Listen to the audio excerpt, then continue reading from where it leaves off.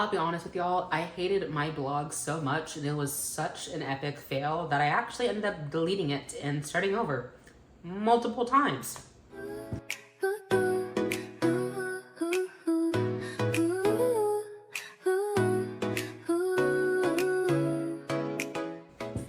Hey everyone, at Renovate Lifestyle here. I'm Dania, and yeah, the title of this video is right. I do regret my blog, and there is a bunch of stuff that I would do differently upon relaunching it, knowing what I know now. So I have been on the blogging kick alongside the YouTube kick ever since, honestly, middle school. I've always just loved writing. I like putting my thoughts on the paper or onto the computer and just getting things out there. Of course, in middle school, it's completely recreational, like the free accounts and just making fun little websites for fun.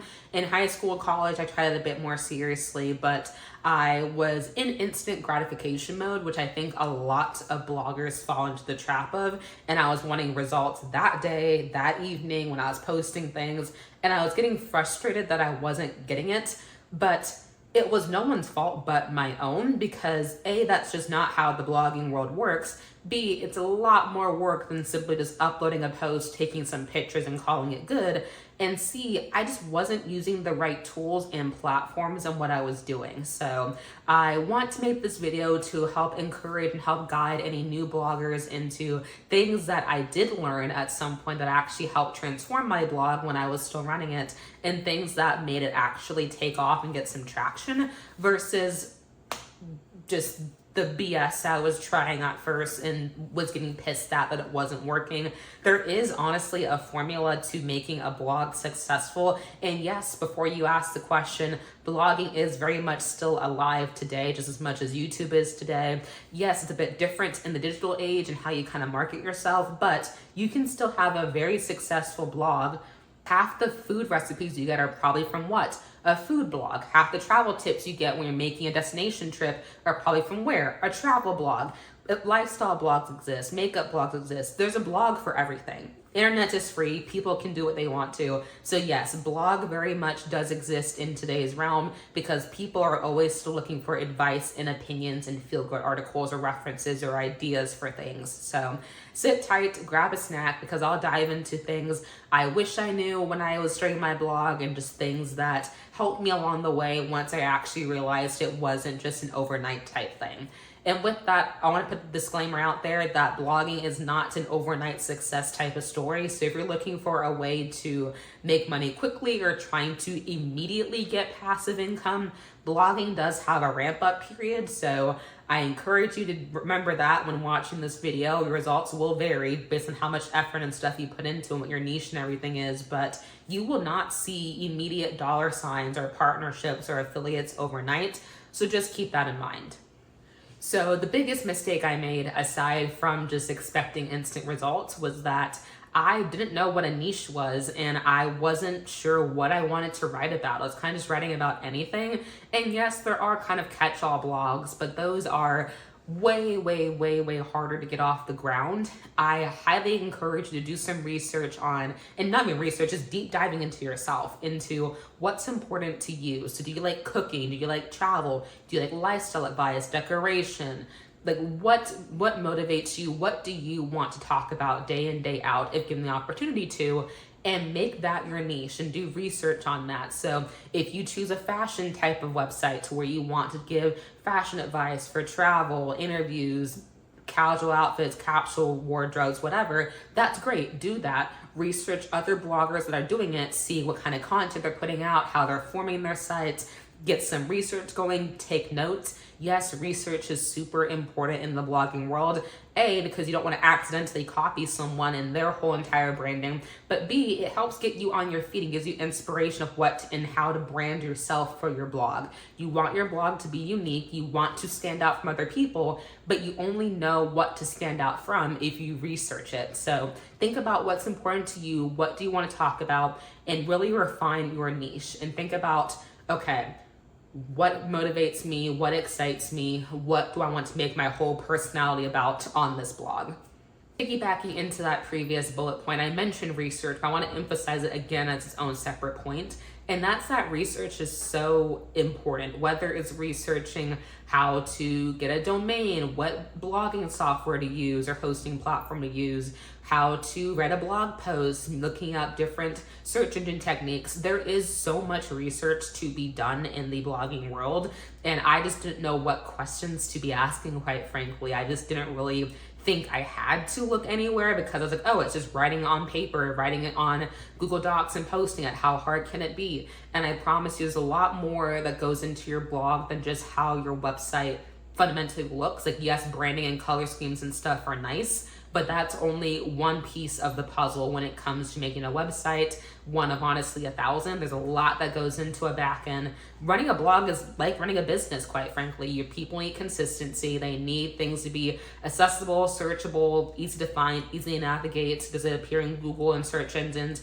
There's a lot that goes into blogging. So I highly encourage you, before you even step foot into writing a blog post or buying anything for your blog, is to sit down and just research and watch other YouTubers on their journeys about blogging and what success stories they had, where they started. Lots of bloggers will have the I started at nothing, and they mean that because everyone starts from ground zero when starting a blog. So please research, that way you level your expectations as to what to expect, and also you get to see how other people grew as well.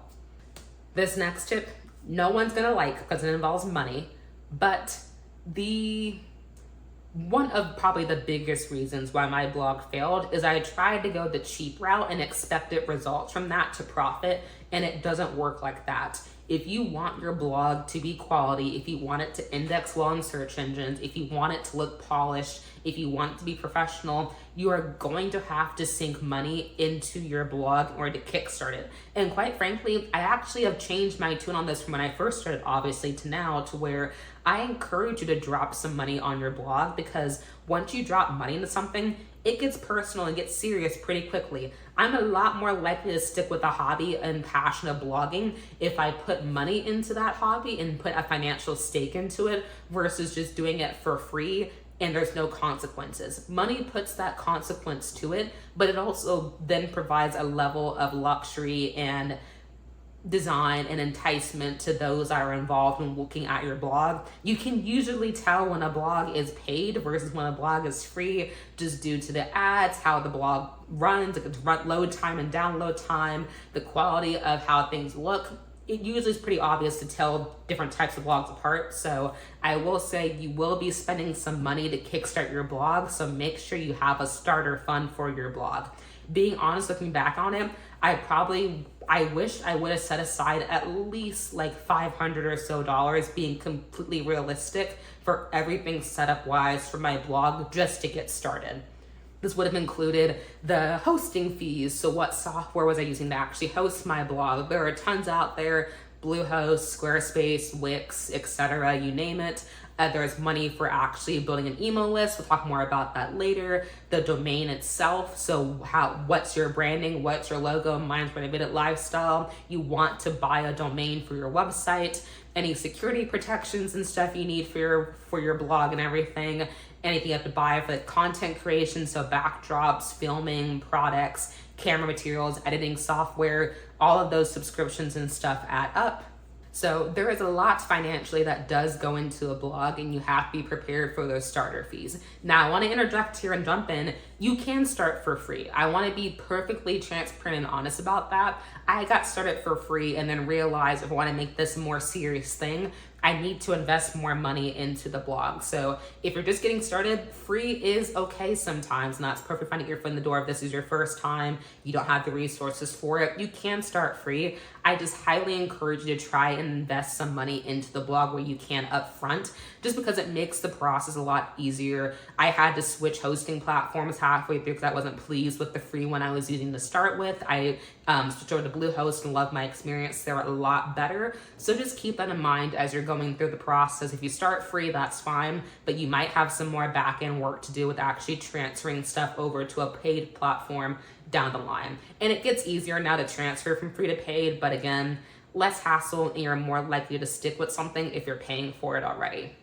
Another mistake that I made was not understanding the importance of an email list. So with email lists, you need to bring traction to your blog. It's super important. You want to have people coming back for more. You want to entice them to sign up for things. And for the longest time, I didn't have a freebie that I was offering. So a freebie is something in the name, it's free, like a download, a printable, for example, or a quick little PDF guide, a how-to guide that people have to enter their email for to get access to. And then by doing so, they subscribe to your newsletter. That we can update them about new posts, any updates, new videos, new products, etc.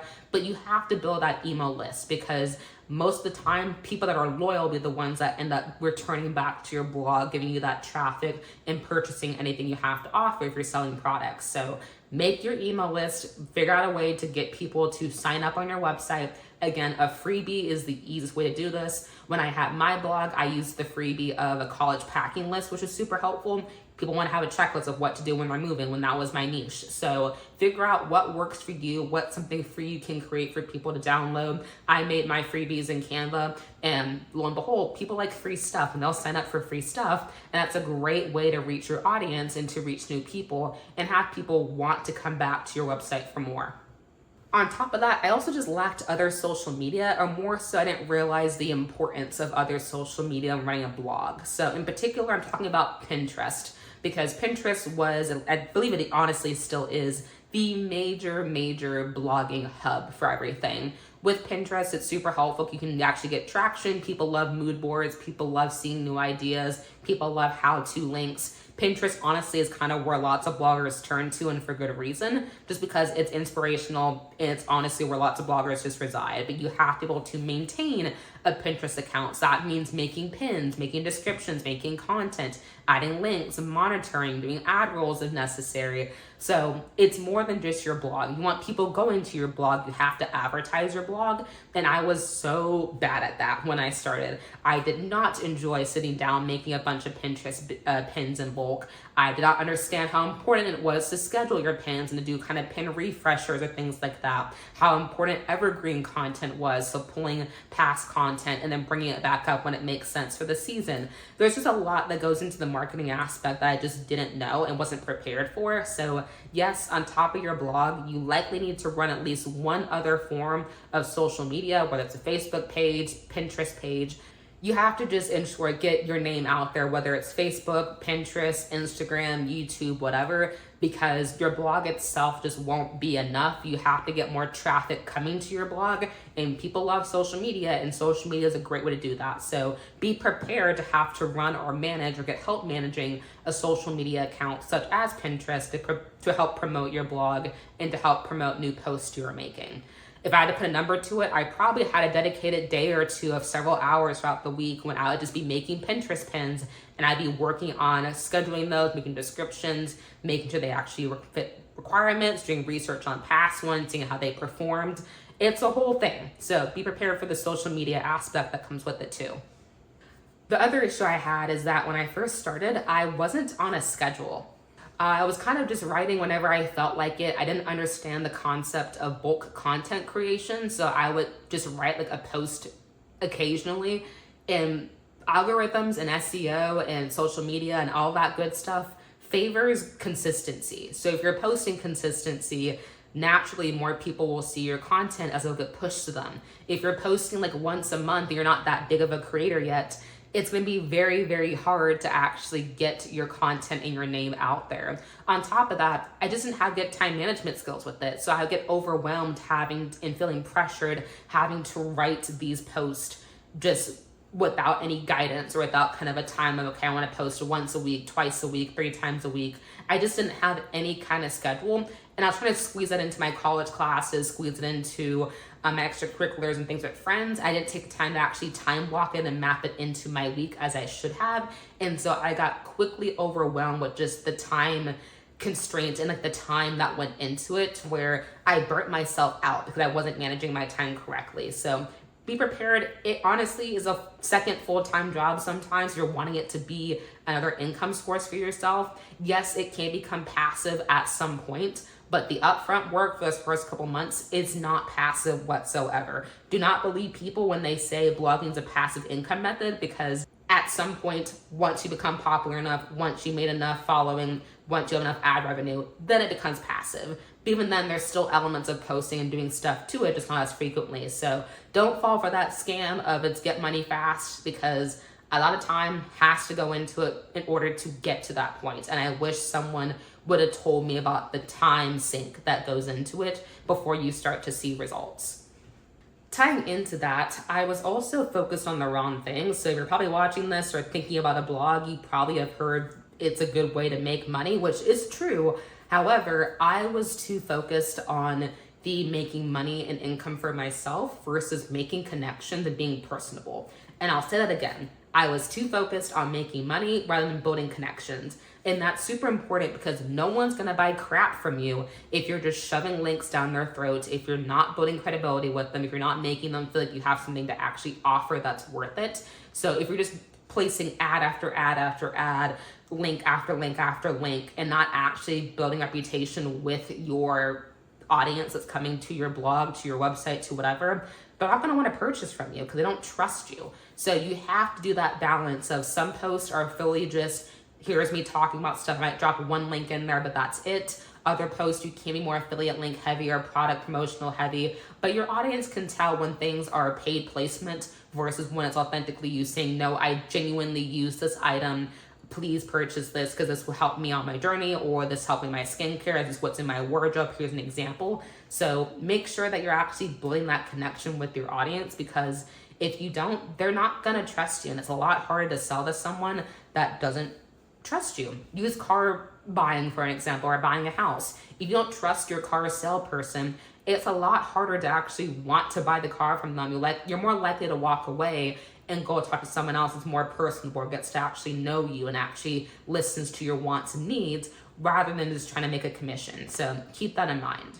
And yes, at some point you'll get to the point, because most all big blogs have this, mine had it as well, to where you are able and you find ways to add in affiliate links and product placement in a way that feels organic and natural, and not just you pushing content just to get a sale, because we all use products in our life. It's unfair to say that we don't, but there is a right and a wrong way versus just saying, buy this, trust me.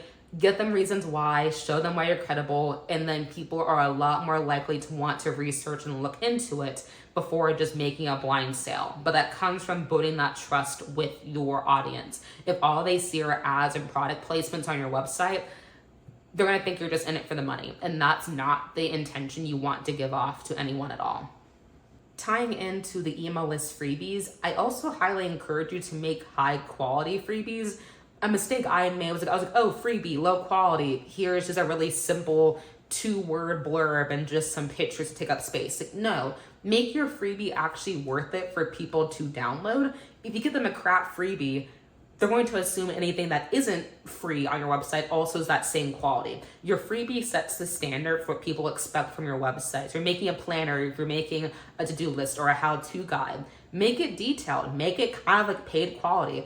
Maybe don't spend as much time on it, but make it shorter, but also make it concise, make it to where people actually learn something from it or gain something from it. Because if you just put out a crap product, even for free, that sets and stains your reputation for your brand. So yes, it might be free, does not mean make it bad, because freebies are how you get traffic to your website. Lots of the pins I did were, oh, get this free college planning checklist, and also read my blog post on packing for college. I get tied to something and I want them to be enticed by the freebie and then be so enticed they then hop over to the blog post and read some more about it. So it's an ongoing thing. Yes, it sucks to have to sometimes give out stuff for free when you're trying to make income with your blog, but those freebies help get the traction to where your other products can do well. So take them seriously.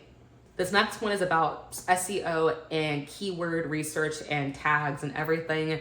Keywords and just how you niche down your blog is super important. So if your blog is lifestyle, you're adding keywords such as routine, skincare, luxury, elevation, like moving, decor, apartment life. Like, you are finding words and phrases and things people research related to that niche. If you just add in a bunch of buzzword keywords, like for example, on like some popular Instagram videos or YouTube videos, you might see a bunch of random hashtags just because people are like, oh, this is popular. I'll put this famous artist, or I'll put this famous song, hashtag this, hashtag that.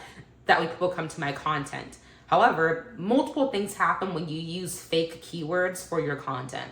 First and foremost, your audience will realize that that doesn't match the content you're creating and you're lying to them, which when you piss someone off, guess what? You lost their business, you lost their interest. Second of all, algorithms are smarter now. They can tell, unfortunately, like AI detection and stuff like that, and just through even humans just looking at your content, that, oh, you're just using these tags or these keywords to try and get people to come to your website, and it's not actually what you are about. And that can get you banned, that can get you shadow banned to where your content doesn't pop up for a couple weeks or months or at all in search engines or on someone's social media feed. Again, it just builds this distrust, and it's hard to bounce back from being shadow banned and hard to bounce back from having your account be locked down because of false advertisement. So be wary of just using popular hashtags and popular keywords because they're trending right now. Try to find trending keywords in your niche. So if it's moving season, for example, so for me, I'm a lifestyle content creator. If I'm writing a blog post right now, I'm focusing on moving tips, packing tips, moving fragile items, keywords or key phrases like that that are popular because of the season, but they pertain to my niche and I can make authentic content based off those keywords. So make sure what you're adding to promote your blog post and your website actually makes sense. Because if they don't, it's just gonna hurt your searchability in search engines. You won't rank as high in Google or Bing or Yahoo or whatever, and it's hard to recover from. So don't use fake keywords. Make sure what you're using actually matches what you're creating. And with that, my last tip, and this one is pretty controversial in the blogging world. Some people, honestly, I've seen it be 50-50. Some people love taking a blogging course. Some people don't love taking a blogging course. My experience, full transparency, I started off not using a blogging course to walk me through what to do. So for clarification, a blogging course is someone that has a really, really successful blog. They have traffic, they've made passive income, they made it a business, and they walk you through from step 0 to actually doing affiliate posts, reaching out to brands, social media, email marketing, etc., how to actually get your website profitable. They are sometimes risky just because people aren't always in it for the good reasons. Sometimes people are just in it for a sale, and it can be difficult, especially as a new time blogger, to actually weed out what courses actually will help you and aren't just someone doing a cash grab on you. So when I first started, I bought one course from someone, did not love it, was not a good experience. I felt like I wasted my money, and I was turned off from courses for a while. And with that, I was flying pretty solo. It didn't make me want to research. I kind of had a bad taste in my mouth from it. But unfortunately, I also didn't know what to do. So I was struggling a lot. So I did take a leap of faith, and I did try a new blogging course, my last iteration of my blog, and it went a lot better because I actually did research before I bought it on my own. And it was like, okay, this person actually is authentic. They know what they're talking about. This actually is beneficial to me. This next tip, it can be controversial in the blogging world. I actually used to be against taking courses and just doing the research yourself, but then I quickly realized that there is just way too much to understand and way too much to learn and to set up on my own without that help and without that guidance from someone that's done it before. So I actually then took the leap and trusted by Sophia Lee and her Perfecting Blogging, her Perfecting Pinterest course. You've probably seen her online. She's super popular. She's like planners and stuff like that. Super, super motivational. I actually looked up to her and read her blog posts when I was in high school getting ready for college. It's a long-time follower of hers, and I can tell that she loves what she does and the business she built for herself, so which is why I trusted her course. And I do genuinely recommend her to someone that's bought it personally, just because it taught me so much about email marketing, Pinterest, the cost that goes into it. I didn't understand how badly a free domain was hurting me until I took her course. So if you want to take one, I'll put the link in the description. It is an affiliate link as a disclaimer, but it is a super, super helpful course just because she goes into mad detail about what to do from first buying your domain to researching your niche. She does not try to fast track you and skip any steps. She actually walks you through every single thing. Pretty much all the tips I'm telling you here today stem from me taking her course and actually walking that walk. So do your own research, of course. I encourage you to look into her yourself, check out her blog posts, form your own opinion on her products. But for me personally, I like it a lot. It helped me transform my blog when I was struggling. Check out the description box below. I'll put a link to it. But I do encourage you, whether it's her course or someone else's, to please try and find someone you could follow that has a fully built out blog that isn't just run by AI, is actually authentic blog. You can tell it's them and their team working on it. Just because having that assistance and having that walkthrough and walking through with someone that's done this before is super helpful. There's no better teacher than like a mentor. In those classes, to me, were mentorship. She offers like a Facebook group and stuff like that too, where you can actually share your thoughts, ask questions, be engaged with other bloggers. So check it out if you would, if you're looking for more help, just because I do think personally it's worth the investment. It can be a lot upfront depending on what package you go with and what different courses you choose, whether it's hers or other people. But I do think if you put in the time, dedication, and effort and follow a good blogger's course to a T, you will start to see results in your blog. So check it out for yourself. That's my 2 cents on doing blogging courses. They did help me once I found one that was good and authentic. I unfortunately did have to burn some money before I found a really good one, such as hers, that wasn't just a money grab. So do your research, check it out, but recommend it highly. One of the best products I've bought, honestly, for my blog so far. So that's my 2 cents on blogging courses. All right, guys, I have word vomited all I can think of right now as far as why my blog just didn't work the first time. I highly, highly encourage you to take these tips to heart, continue to do more research. Don't just take my word for it. There are so many fantastic bloggers out there that have had their 0 to success story, that have had their blogs actually kick off. There are so many things I would have done differently if I were to restart this blog today. So please keep that in mind, that it's not a linear journey. There's some ups and downs when it comes to making your blog, but there are so many resources. Don't fall into the instant gratification trap, because it does take time, it does cost money, but it has the potential to be a really, really profitable side hustle and passion project for you if your heart's in it for the right reasons. So drop in the comment section below what your thoughts are on blogging, where you're at with your journey, where you're struggling, and I'm more than happy to hop in and share my ideas and just my experiences. Again, also check out Sophia Lee's blogging course in the description box below for any more assistance in her other courses she offers for blogging for newbies. If you haven't already, please hit that subscribe button, notification bell. That way you know when I upload new videos. And please remember, this journey takes time. It's not a one-day immediate blog uploaded. It takes months, it takes weeks, it takes years even sometimes. So be prepared for that. But there is potential out there. Blogging is not dead, and your blog can be successful. Just don't make the same mistakes I did when I was still blogging. You'll have a much, much better time. All right, my lovelies, I will see you in the next video, and have fun blogging.